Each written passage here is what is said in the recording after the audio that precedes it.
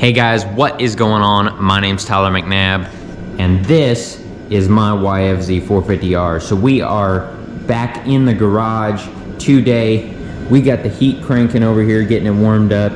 We got some tunes over on the TV. It's gonna be a long Saturday because the 2024 build starts now. So it is currently the Friday after Thanksgiving, Black Friday as most people know it.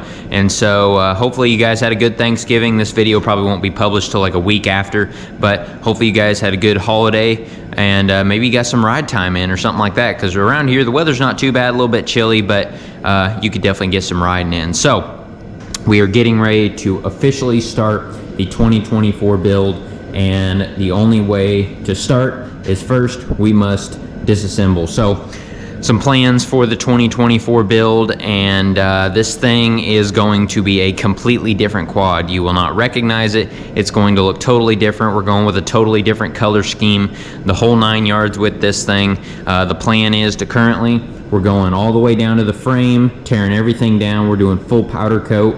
We're even gonna do a full engine build on this thing. We're taking this thing all the way down, splitting the cases, and yeah, so it's going to be a good build, and hopefully I will take you guys along for the ride. So before we get into it, I do want to shout out to my TikTok page. If you guys aren't over on TikTok, you might want to go check it out.